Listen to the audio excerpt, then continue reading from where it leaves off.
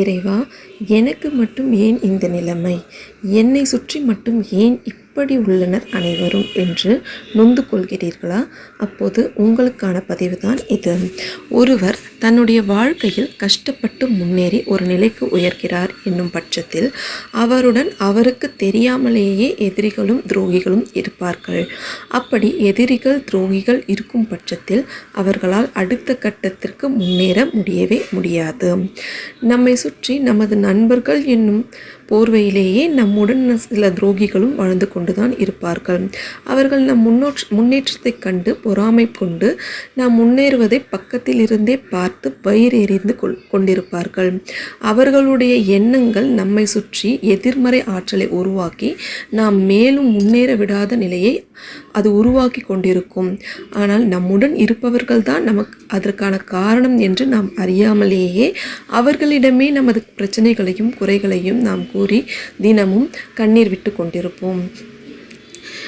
நேர்முகமாகவோ மறைமுகமாகவோ தங்களால் இயன்ற அளவு பிரச்சனைகளை உருவாக்கி நம்முடைய முன்னேற்றத்தை தடை செய்ய வேண்டும் என்பதற்காகவே செயலாற்றுவார்கள்.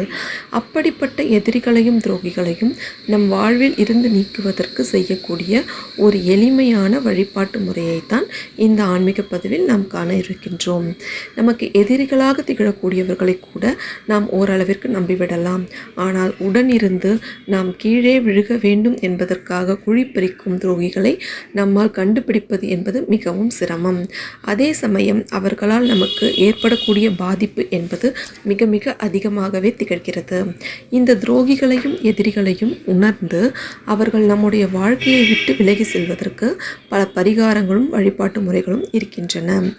இதற்கு மிக முக்கியமாக கருதப்படுகின்ற தெய்வம் துர்க்கை அம்மன். இந்த துர்க்கை அம்மனை செவ்வாய்க்கிழமைகளிலும் வெள்ளிக்கிழமைகளிலும் ராகு காலத்தில் வழிபாடு செய்ய வேண்டும் என்பது நாம் அனைவருக்கும் தெரிந்த விஷயமே. இந்த துர்க்கை அம்மனை செவ்வாய் மற்றும் வெள்ளிக்கிழமைகளில் எலுமிச்சை தீபம் ஏற்றி பெண்கள் வழிபாடு செய்து கொண்டுதான் வருகின்றனர். அது மட்டும் இல்லாமல் மேலும் ஒரு சில விஷயங்களை இந்த பதிவில் நான் கூறுகிறேன். இதையும் நீங்கள் கடைபிடித்து வாருங்கள். இதை நீங்கள் கடைபிடித்து வருவதன் மூலமாக உங்களால் உங்கள் துரோகிகளை விட்டு விலகி இருக்க முடியும் என்பதை தெரிவித்துக்கொண்டு நான் இதை கூறுகிறேன். அம்மன் மற்றும் சிவனின் கைகளில் இருக்கக்கூடியதுதான் திரிசூலம். இந்த திரிசூலம் என்பது மிகவும் சக்தி வாய்ந்த ஒன்றாகவே திகழ்கிறது. திரிசூலத்தை வைத்து பல அசுரர்களையும் அரக்கர்களையும் வதம் செய்து இருக்கிறார்கள். அப்படிப்பட்ட திரிசூலத்தை பலரும் தங்கள் வீட்டில் வைத்து வழிபாடு செய்யக்கூடாது என்று கூறும் வழக்கம் இருக்கிறது. ஆனால் ஒரு குறிப்பிட்ட அளவில் வாங்கி முறைப்படி நாம் வழிபாடு செய்தோம் என்றால் அந்த திரிசூலத்தால் நமக்கு நன்மைகள் மட்டுமே ஏற்படும். இப்பொழுது முருகனுக்கு வேண்டுதல் செய்பவர்கள் சிறிய அளவில் வேல் வாங்கி வீட்டில் வைத்து வழிபாடு செய்து கொண்டு வருகின்றனர். சிறிய அளவு வேல் என்பது இப்பொழுது அனைத்து கிளைகளிலும் கிடைக்க ஆரம்பித்துள்ளது. அதே போன்றே இப்பொழுது சிறிய அளவில் திரிசூலங்களும் பல கிடைகளில் கிடைக்க ஆரம்பித்திருக்கிறது.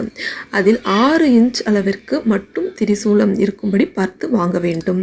பலரும் தங்களுடைய எதிரிகள் பிரச்சனைகள் தீர வேண்டும் என்று அம்மன் ஆலயத்திற்கு சென்று அங்கு இருக்கக்கூடிய திரிசூலத்தில் எலுமிச்சை பழத்தை குத்தி வழிபாடு செய்துவிட்டு வருவார்கள். அதைவிட பல மடங்கு பலன் தரக்கூடியதாக தான் வீட்டிலே செய்யக்கூடிய வழிபாட்டு முறை திகழ்கிறது. இந்த வழிபாட்டிற்கு 6 இன்ச் அளவிற்குள் இருக்கக்கூடிய திரிசூலத்தை வாங்கிக் கொள்ளுங்கள். அது ஸ்டாண்ட் இருப்பது போல பார்த்து வாங்கிக் கொள்வது சிறப்பு. உங்களுக்கு சந்திராஷ்டமம் இல்லாத நாளாக பார்த்து வாங்கிக் கொள்ளுங்கள். அந்த திரிசூலத்தை அருகில் இருக்கக்கூடிய அம்மன் ஆலயத்தில் வைத்து வழிபாடு செய்துவிட்டு வீட்டிற்கு எடுத்து வர வேண்டும். ஒரு சிறிய தாம்பாளத்தட்டை எடுத்து அதற்கு மேல் சிவப்பு நிற துணியை விரித்து அந்த துணிக்கு மேல் பச்சரிசியை கொட்டி அதற்கு மேல் இந்த திரிசூலத்தை வைக்க வேண்டும். இந்த திரிசூலத்தின் நுனியில் கண்டிப்பான முறையில் எலுமிச்சம் பழத்தை நாம் குத்தி வைத்து எலுமிச்சம் பழத்திற்கும் திரிசூலத்திற்கும் சந்தனம் குங்குமம் வைக்க வேண்டும். தினமும் வீட்டில் இருக்கக்கூடிய இந்த திரிசூலத்தை வழிபாடு செய்ய வேண்டும்.